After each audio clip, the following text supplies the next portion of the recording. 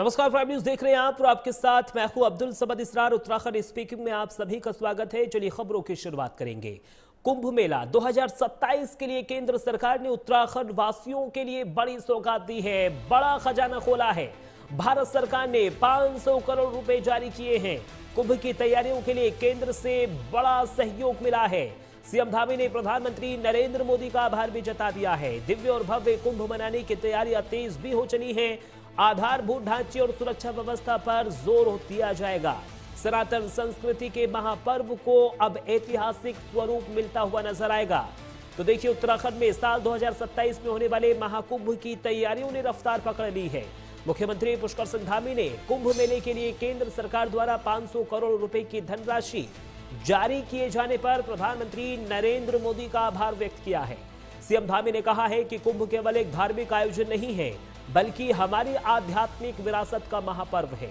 इस बजट का उपयोग कुंभ क्षेत्र में आधारभूत ढांचे के सौंदर्यीकरण, स्वच्छता, सुरक्षा और यातायात प्रबंध जैसे महत्वपूर्ण कार्यों के लिए किया जाएगा। राज्य सरकार का संकल्प है कि केंद्र के सहयोग से आगामी कुंभ को ऐतिहासिक, सुरक्षित और सुव्यवस्थित बनाकर करोड़ों श्रद्धालुओं को विश्व स्तरीय सुविधाएं भी प्रदान की जाए। तो देखिए, बड़ी सौगात ये केंद्र सरकार की ओर से उत्तराखंड को दी गई है, क्योंकि उत्तराखंड में 2027 में कुंभ मेले का आयोजन हो रहा है और इसी आयोजन के लिए भारत सरकार ने 500 करोड़ रुपए की राशि उत्तराखंड को दी है। ये बड़ी राशि है और इस राशि के मिलने के बाद मुख्यमंत्री पुष्कर सिंह धामी ने प्रधानमंत्री नरेंद्र मोदी का भी आभार जता दिया है। दिव्य और भव्य कुंभ बनाने की तैयारियां भी शासन स्तर पर अब तेज कर दी गई हैं। मदन सिंह हमारे संवाददाता ज्यादा जानकारी के लिए लाइव जुड़ गए हैं। मदन, भारत सरकार की ओर से 500 करोड़ रुपए की राशि उत्तराखंड वासियों को दी है कुंभ मेले की तैयारियों को और भी ज्यादा सुदृढ़ बनाने के लिए और भी ज्यादा सुव्यवस्थित बनाने के लिए। कितना बड़ा ये सहयोग उत्तराखंड वासियों के लिए माने हम इसको? हाँ समझ, देखिए निश्चित तौर पर बहुत बड़ा यह सहयोग है। और जिस तरीके से मुख्यमंत्री पुष्कर सिंह धामी निरंतर कुंभ को लेकर बैठकें भी कर रहे थे और तमाम जो व्यवस्था है उसका भी जायजा ले रहे हैं और तमाम बैठकों का दौर जारी था। इस बीच में ये 500 करोड़ रुपए केंद्र की तरफ से आना, निश्चित तौर पर कई तमाम जो कार्य रुके हुए थे उसको कहीं ना कहीं पंख लगेंगे। और जिस तरीके से पूरे हरिद्वार में पूरा जो दृश्य है वो पूरा वहाँ पर बदलेगा। सौंदर्यीकरण की प्रक्रिया वहाँ पर चल रही है। अवस्था विकास के जितने भी कार्य हैं वो अब कहीं ना कहीं तेजी पकड़ेंगे। जिस तरीके से वहाँ तमाम वैकल्पिक पुल बनने हैं, उसके साथ ही जो करोड़ों की संख्या में, अरबों की संख्या में जो श्रद्धालु पहुंचेंगे उनकी व्यवस्था के लिए वहाँ पर इंतजाम है। उसमें कहीं ना कहीं अब तेजी आएगी। और क्योंकि राज्य सरकार ने लगभग 3,400 करोड़ रुपए का बजट केंद्र को भेजा था कुंभ मेले के लिए, उसमें से ये 500 करोड़ अभी आए हैं। तो निश्चित रूप से जो प्राथमिकता पे जो कार्य चल रहे हैं उसको तेजी मिलेगी। और मुख्यमंत्री पुष्कर सिंह धामी ने पहले ही कह दिया था कि हरिद्वार कुंभ मेले में किसी तरह की कोई दिक्कत नहीं होगी। हालांकि जो कार्य चल रहे हैं उसके लिए मुख्यमंत्री ने कहा कि राज्य सरकार पूरा पैसा अभी लगाएगी। केंद्र सरकार जब पैसा आएगा तो किया जाएगा। ये 500 करोड़ रुपए अभी पहुंचे हैं। तो जो कार्यों में कहीं ना कहीं गति जो धीमी हुई थी उसको अब पंख लगेंगे और तमाम जो कार्य वो तेजी से चलेंगे। क्योंकि जनवरी 2027 में जो है कुंभ की शुरुआत होनी है और क्योंकि इतने बड़े पैमाने पे ये महापर्व होना है तो उसके लिए तैयारियां भी उसी जोरों पर होनी चाहिए। तो इसलिए कहीं ना कहीं जिस तरीके से बैठकों के दौर चल रहे थे, अब जो कार्य है उसमें भी तेजी आएगी कि 500 करोड़ रुपए की जो स्थापना विकास के जो कार्य है वो कहीं ना कहीं पूरे होंगे। ये जारी की गई है। व्यवस्थाएं किस तरीके से दुरुस्त की जा रही हैं, कितनी तैयारियां हो चुकी हैं, किस तरीके से तैयारी, और क्योंकि श्रद्धालु यहां पर करोड़ों की तादाद में पहुंचते हैं, उनको किसी भी तरह की कोई परेशानी ना हो, उसको किस तरीके से ध्यान में रखकर कार्य किया जा रहा है? हाँ समझ, देखिए जिस तरीके से हरिद्वार में जब कुंभ होता है तो तमाम चीजें वहाँ पर परिवर्तन करनी पड़ती है। क्योंकि करोड़ों की संख्या में लोग आते हैं तो खासतौर पर जो वैकल्पिक पुल वहाँ पर बनते हैं वो बहुत बड़ी प्राथमिकता रहती है। और उसके लिए बहुत बड़े लेवल पे कार्य भी चल रहा है। उसके साथ ही सौंदर्यीकरण का पूरा वहाँ पर कार्य चल रहा है। उत्तराखंड की जो संस्कृति है उसको वहां पर पिरोया जा रहा है। तमाम सड़कों के किनारे जो है डिलीवरी की व्यवस्था की जा रही है और उत्तराखंड की संस्कृति को पाटा जा रहा है दीवारों पर। तमाम ये कार्य चल रहे हैं। उसके साथ ही सुरक्षा व्यवस्था के जो इंतजाम है उसके लिए जो जरूरतें हैं वो पूरी की जा रही है। सड़कों का निर्माण किया जा रहा है। वैकल्पिक जो सड़कें बनी है वो निरंतर चल रही है। उसके साथ ही जो हजारों करोड़ की संख्या में लोग पहुंचेंगे उनकी जिस तरीके की डिमांड रहती है या उनकी जिस तरीके की सुविधा चाहिए वो तमाम चीजों पर कार्य जो है शुरू हो चुका है, क्योंकि लंबे अरसे तक ये कार्य चलेगा। एक साल पूरा कार्य चलना है। तो जो प्राथमिकता में जो कार्य है, पाइपलाइन में जो कार्य है वो निश्चित तौर पर उसकी शुरुआत हो चुकी है। और अब क्योंकि एक बड़ी धनराशि राज्य सरकार को मिल चुकी है तो जो कार्य में रुकावटें थी वो भी दूर होंगी और खासतौर पर जो पैसे को लेकर जो रुकावटें थी वो दूर होंगी और तेजी से कार्य आगे बढ़ेगा। ठीक है, बहुत बहुत शुक्रिया मदन, तमाम जानकारी हमारे साथ साझा करने के लिए। बने रहिए, आगे भी हम खबर पर आपसे अपडेट लेंगे। खबरों में अब आगे बढ़ेंगे। हल्द्वानी अतिक्रमण मामले पर आज सुप्रीम कोर्ट में बड़ी सुनवाई होनी है। 40,000 से अधिक लोगों के भविष्य पर आज फैसला होगा। बनभूलपुरा में हाई अलर्ट जारी कर दिया गया है। पूरा इलाका छावनी में तब्दील हो चुका है। रेलवे की 30 हेक्टेयर जमीन पर 4,365 घरों का ये पूरा मामला है। सुरक्षा के लिए ड्रोन और सीसीटीवी से पूरे इलाके की नजर रखी जा रही है।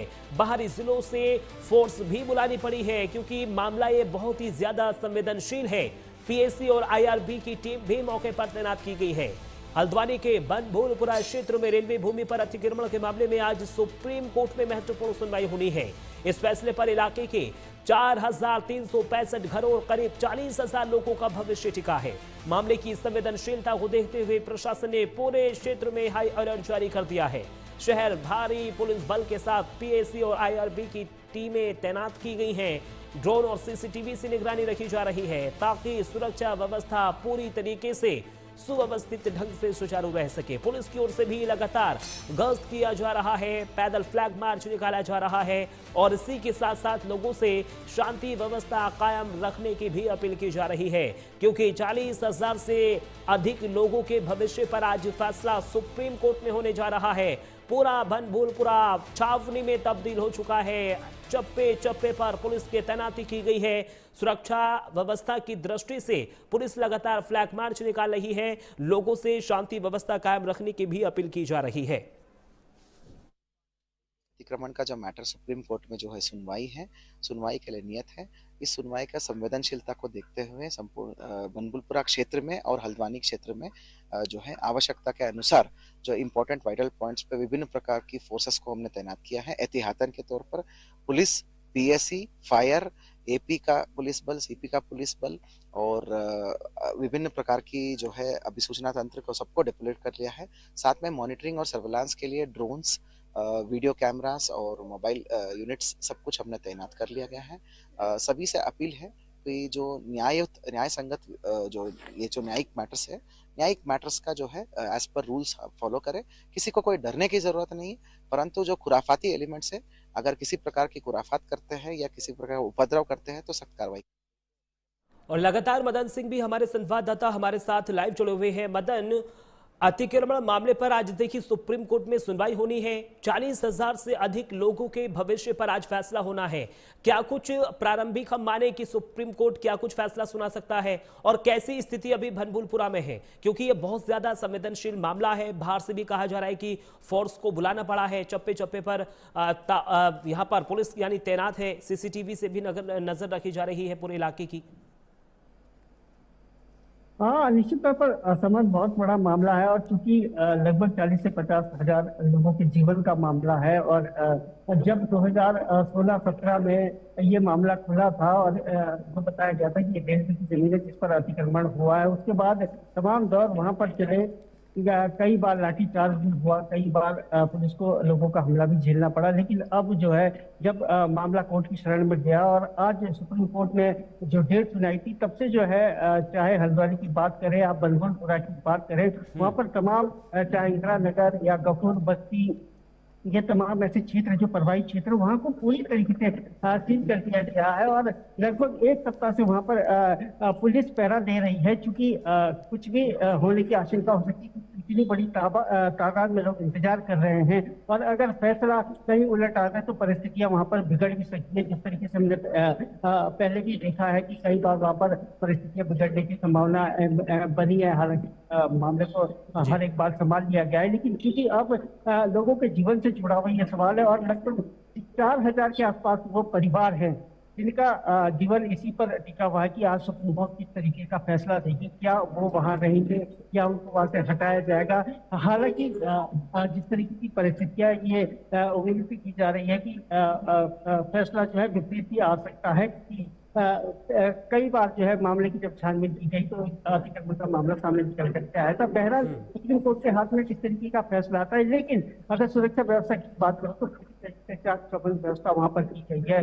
ड्रोन से निगरानी की जा रही है, सीसीटीवी कैमरे लगे हुए हैं, स्थानीय पुलिस है, पीएससी है, फायर है, ये तमाम चीजें पहले से सभी जगह जो है तैनात कर दी गई है। जैसे कि मैंने कहा कि कपूर बस्ती हो, अच्छा इंदिरा नगर का इलाका हो, वो प्रभावित क्षेत्र वहां पर पूरी सुरक्षा के साथ जो है कार्य किए जा रहे हैं। एसएसपी और डीएम दोनों ही जो है अपनी निगरानी में सारे कार्य करवा रहे हैं और आज जब तक ये फैसला आता है तब तक वहां पर परिस्थितियां बिगड़ रहेगी। बहरहाल देखते हैं कि किस तरीके का फैसला आता है, लेकिन शासन प्रशासन इस तरीके से तैयार जी।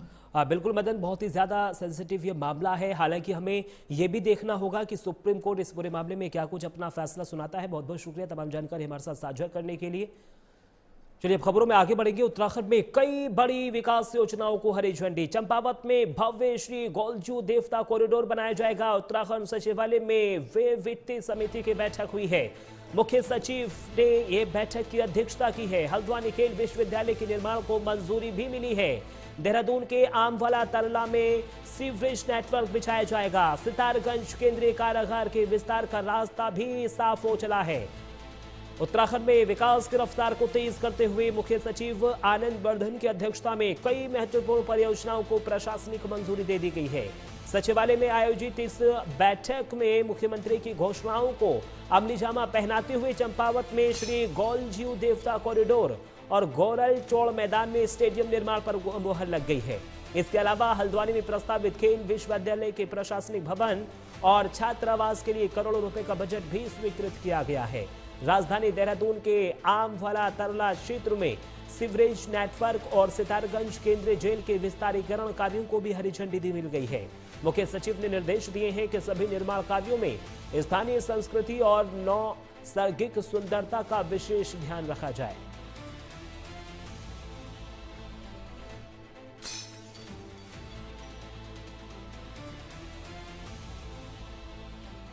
देखिए उत्तराखंड में कई बड़ी विकास योजनाओं को हरी झंडी मिली है। चंपावत में श्री गौलजू देवता कॉरिडोर बनाया जाएगा। चलिए आगे बढ़ेंगे, पौड़ी का रुख करेंगे। 26 से शुरू होगा Nayar valley adventure festival. Pauri के बिलखेत में ये भव्य महोत्सव की शुरुआत होने जा रही है। रोमांचक गतिविधियों का 2 दिवसीय ट्रायल, पैराग्लाइडिंग और हॉट एयर बैलून आकर्षण बनाते हुए नजर आएंगे। डीएम स्वाति भदौरिया ने सुरक्षा व्यवस्थाएं परखी हैं। साहसी खेलों के साथ प्रदेश लोक संस्कृति यहां पर दिखाई जाएगी, यानी प्रदेश की जो लोक संस्कृति है वो इस दौरान यहां पर दिखाने का प्रयास किया जाएगा। पर्यटन और स्वरोजगार को भी नया बढ़ावा मिलेगा। पौड़ी के बिलखेत में 26 से 28 फरवरी तक नयार वैली एडवेंचर फेस्टिवल का भव्य आयोजन होने जा रहा है। महोत्सव की सफलता के लिए प्रशासन ने 2 दिवसीय ट्रायल भी शुरू कर दिया है, जिसमें सुरक्षा मानकों, तकनीकी उपकरणों को परखा जा रहा है। डीएम स्वाति एस भदौरिया के मुताबिक इस उत्सव में पैराग्लाइडिंग, कयाकिंग और हॉट एयर बैलून जैसे रोमांचक खेल मुख्य आकर्षण होंगे। इस आयोजन का उद्देश्य क्षेत्र की लोक संस्कृति को मंच देने के साथ साथ स्थानीय पर्यटन और स्वरोजगार को मजबूती भी प्रदान करना है।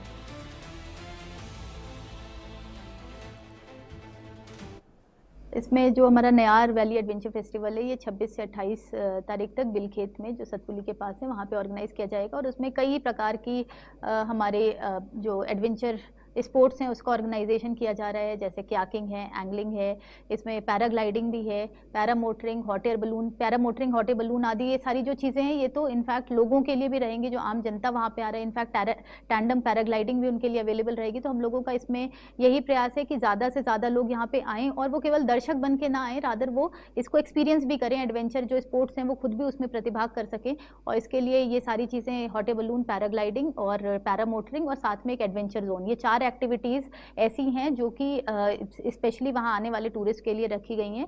और इसके अतिरिक्त जो हमारे प्रोफेशनल्स हैं, चाहे वो लोकल हैं और बाहर से भी कई लोग प्रतिभाग कर रहे हैं, उनके लिए 4 कॉम्पिटिशन्स होंगे, जिसमें पैराग्लाइडिंग, कयाकिंग, एंगलिंग और एमटीबी बाइक रेसिंग होगी। इसमें जो हमारा नयार वैली एडवेंचर फेस्टिवल है ये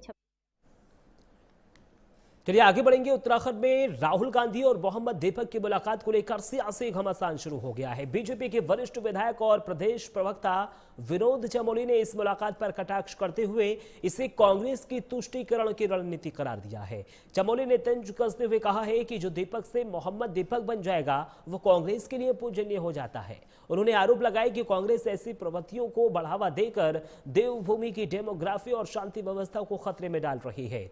बीजेपी का दावा है कि जहां बड़े नेताओं को राहुल गांधी से मिलने का समय नहीं मिलता, वहीं इस मुलाकात को बढ़ा चढ़ाकर पेश करना कांग्रेस के एजेंडे को साफ करता है।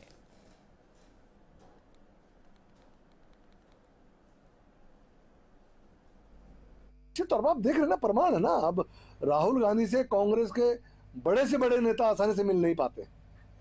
तमाम लोगों की शिकायत है, बड़े से बड़े नेताओं ने शिकायत करते हैं कि राहुल गांधी से समय नहीं मिलता। आपने तमाम देखा होगा, उनके बड़े बड़े लीडर्स बोलते रहते हैं, अरे कोटद्वार का दीपक मोहम्मद दीपक बनकर राहुल गांधी के गले लग सकता है, तो आप कल्पना कर सकते हैं किशोर प्रदेश जा रहा है। ये देखना पड़ेगा। तो अब आप देख रहे ना, प्रमाण है ना। अब राहुल गांधी से कांग्रेस के बड़े से बड़े नेता आसानी से मिल नहीं।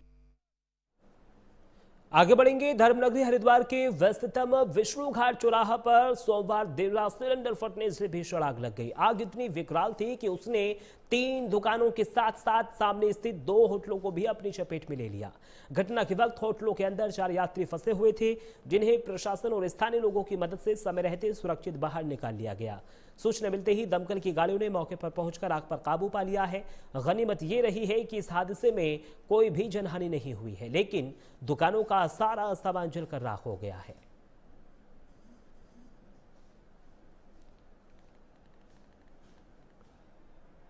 तो देखिए, हरिद्वार में सिलेंडर फटने से दुकानें धधकी हुई थी नजर आई है, क्योंकि दुकानों में एक के बाद एक कई दुकानें इस आग की चपेट में आ गई और होटल में फंसे 4 यात्रियों को भी सुरक्षित बाहर निकाल लिया गया।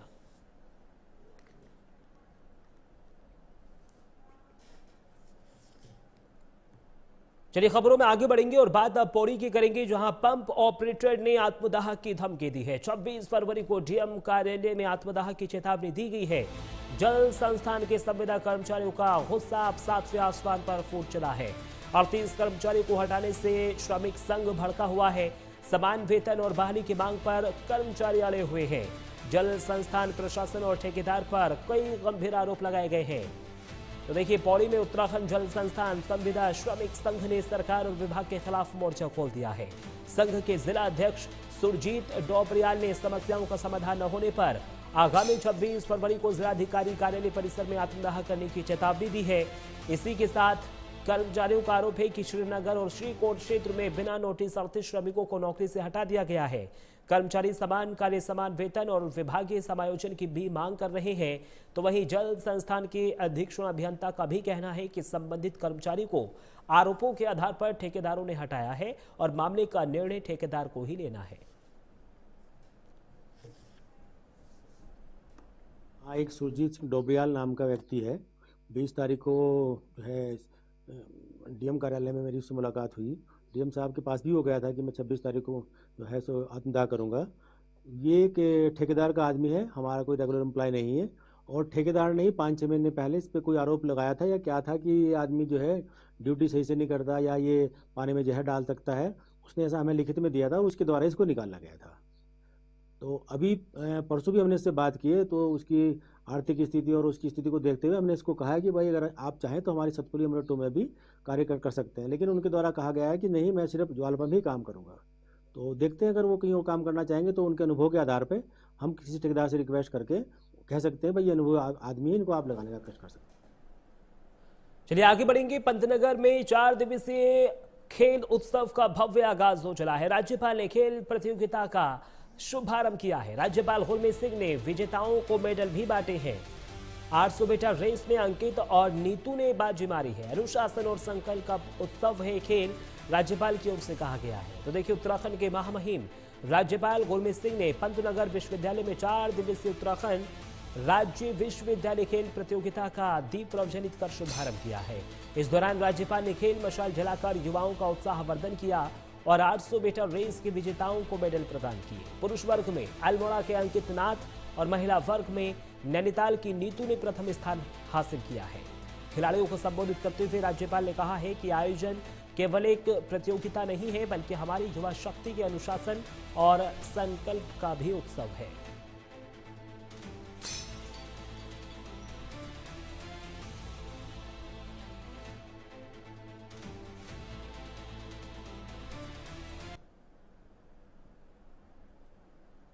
बड़ी बात यह है कि आज हमने देखा कि किस प्रकार विविधता के अंदर में एकता आती है। 11 यूनिवर्सिटीज हैं, लेकिन ऐसे लग रहा था कि सारे एक परिवार की तरह जुड़े। आज उन्होंने एक बहुत बड़ा मैसेज हमको दिया है इस विविधता के अंदर में एकता का। आज हम सब ने इकट्ठा संकल्प भी लिया कि हम नेशन फर्स्ट, राष्ट्र सर्वोप्रिय, उसके लिए किस प्रकार से कार्य करें। मुझे ऐसा लगता है कि स्पोर्ट्स में पार्टिसिपेट करने के बाद में ओवरऑल जो कॉम्प्रिहेंसिव पर्सनालिटी होती है वो बच्चे की खिलती है, उसके अंदर में एक नेचुरल लीडरशिप आती है। मैं आज जीबी पंत यूनिवर्सिटी के वाइस चांसलर साहब और हर एक जो शिक्षक गण हैं, एकेडमिक स्टाफ है, फैकल्टी है, हर एक जिसने ऑर्गेनाइज किया है, उनको बहुत धन्यवाद देना चाहता हूँ कि आज उन्होंने एक बहुत बड़ा कार्य किया है।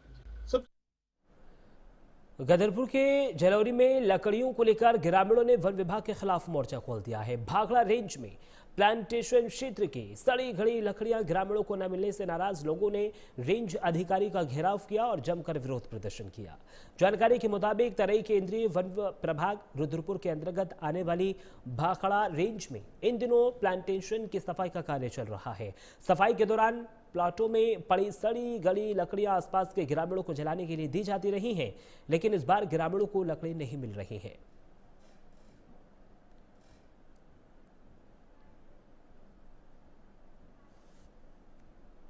नीचे जंगल में हमें पता चला कि ट्रॉलियों से लकड़ियां दी जा रही हैं, क्योंकि हमने भी कुछ समय पहले हमारे भी गांव में शादी ब्याह और अन्य चीज़ों के लिए लकड़ी मांगी तो हमसे कहा गया पिकअप से ले जाओ। तो हमें आज पता चला कि वहाँ तो जंगल में बहुत ट्रालियाँ आई हुई हैं। तो हमने देखा तो रेंज साहब आए थे मौके में, उन्होंने देखा, उन्होंने कहा नहीं आप सभी के लिए है, अब ये कटान हुआ है, इसमें जो बची हुई लकड़ियाँ हैं तो पलवा मलवा जो भी है वो हमारे इधर ग्राम सभा को भी कह रहे देंगे, आप भी ले जाओ। तो हमने उनका ये हम लोग भाखड़ा रेंज में यहाँ प्लॉट नंबर 96 के आसपास भी हैं। ये बन्नीम का प्लॉट था। बन्नीगन में से कटान करने के बाद जो बचा हुआ सोख्ता होता है, जो पलवा होता है, जो बन्नीगन नहीं ले जाती है, उसको निकट से गाँव वासियों को देते रहे हैं। पहले भी दिया, अब भी दे रहे हैं। इस बीच भी दिया गया था, कल भी दिया गया था। और उनमें से कुछ लोग गांव के थे, उनमें से कुछ लोग बाहर के रहे होंगे, मैं जानता नहीं हूँ कोई रहे नहीं कर रहे, लेकिन वो आए थे, ले गए लकड़ी। तो गाँव लोगों को लगा कि बाहर के लोग ज़्यादा हैं, जबकि थे वो गांव के आसपास के, लेकिन बहुत बड़ा गांव है, बहुत बड़ी यहाँ ग्राम सभाएं हैं, बहुत ज़्यादा हमारा हकूक जो बनता है, मेरी रेंज का हक जो है बहुत नीचे तक बहुत अधिक गाँवों में भी है, लामाचौड़ में भी, ऊपर नॉर्थ दिशा में भी है, दक्षिण दिशा में भी है। काफ़ी गाँव जो है मेरे रेंज से कवर होते हैं। तो सबको मैं देने की कोशिश कर रहा हूँ। और आज की जो भीड़ इकट्ठा हुई है इसीलिए हुई कि हमें भी दो। तो मैं सबको, मैंने एक व्यवस्था बनाई है जिसके तहत मैं सबको हल्के हल्के पूरे गाँव वासियों को इस लकड़ी को निःशुल्क जो है बांट रहा हूँ, दे रहा। उत्तराखंड स्पीकिंग में मेरे साथ सिर्फ इतना ही। देश और दुनिया की तमाम बड़ी खबरों के लिए आप बने रहिए प्राइम न्यूज के साथ। नमस्कार।